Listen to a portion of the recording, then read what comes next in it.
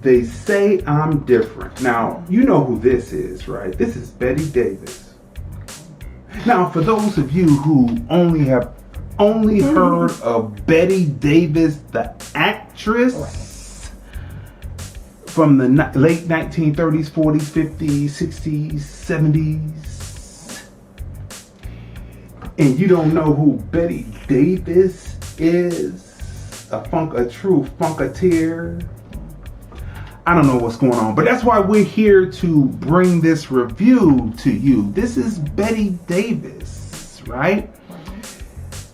Betty Davis. So this is a documentary. It's called They Say I'm Different, Betty Davis. Also on Amazon Prime. Right. We're hitting on Amazon Prime tonight, right? But you know what? Let's say what made us interested in her is because we watched the Miles Davis film. That's right. And in the film, he married Betty Davis, so that's how. No, he married Betty, whatever her name was, and at the time, her last name. Gave her the last name.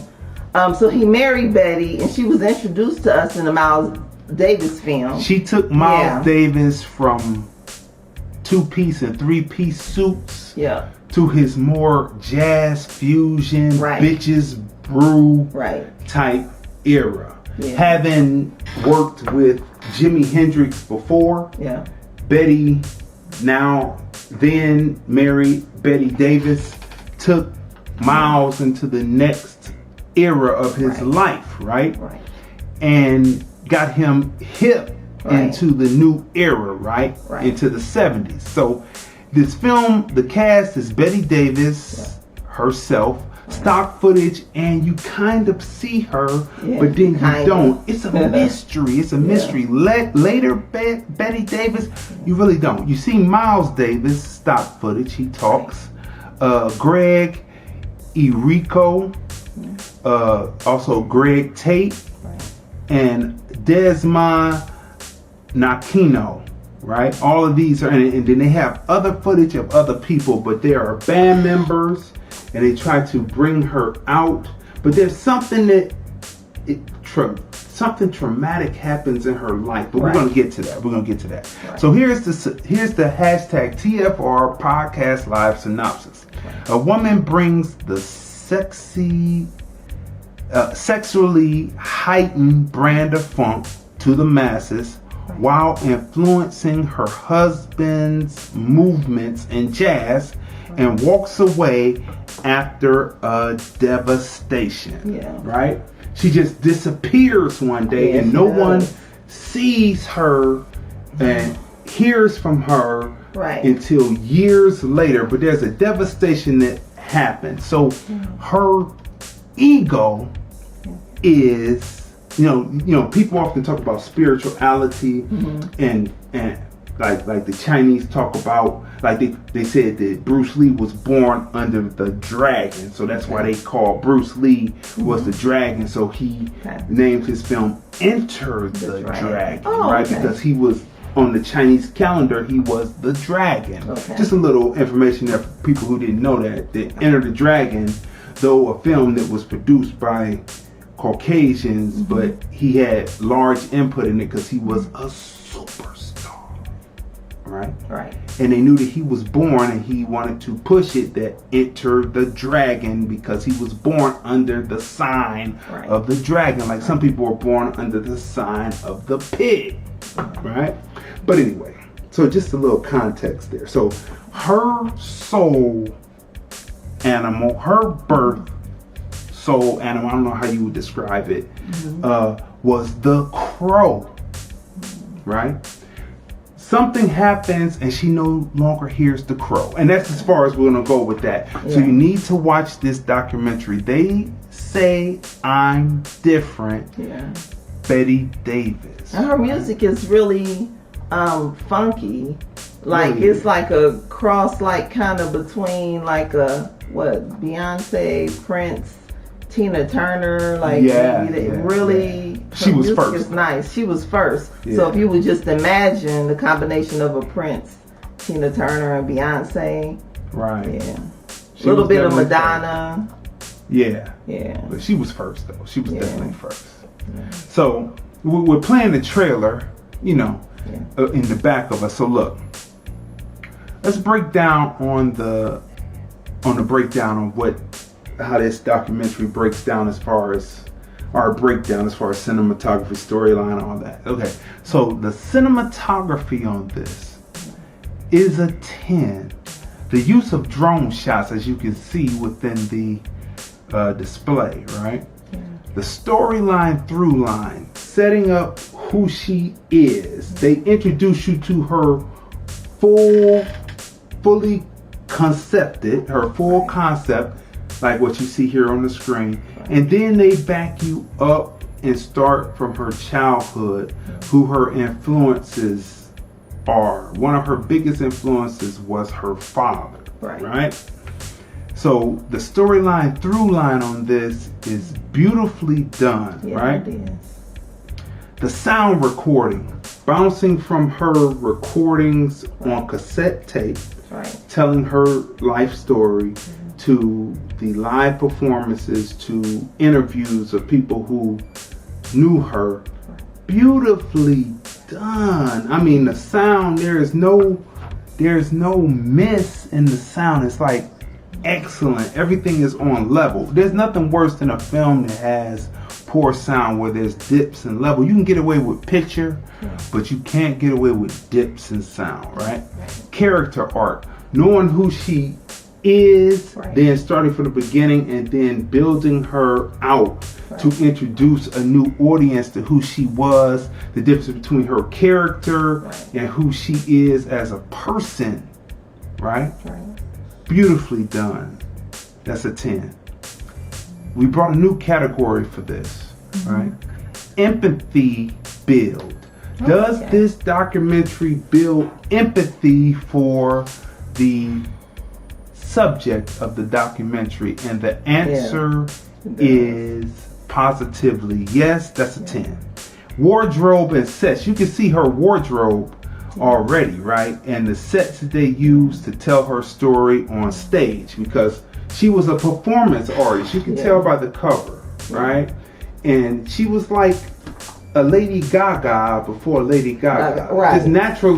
Just naturally having that ability to tell a story. And people seeing her on stage compared to who she was off stage as this demure lady, right, beyond reproach. Then you get up on stage and then she's a hard out funk rocker, star, entertainer, sex driving, hard hitting funk female on stage, bringing it, right? Beautiful. The locations, showing you the locations between Pittsburgh, where she was born, and going out to California, and Jimi Hendrix period, the Miles Davis period, then her period with her band, because Miles Davis told her, you need to go out there and show them what you can do. You can't be off of under me. And you can't be under me. You know, you have to shine, right? And then it talks about Miles Davis and certain things that a lot of the women that have been involved with Miles Davis, were involved with Miles Davis, have said. All right. Story beats. The Crow is a major story beat all the way throughout the film.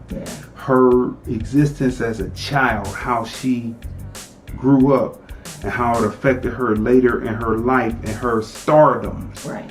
Beautifully told. That's a 10. Believability, believing who she is. Right? Being able to believe both personas. That's a 10. Historical facts. Talking about Pittsburgh and talking about California during that time and the footage that they show you. Right? There are certain places that no longer exist.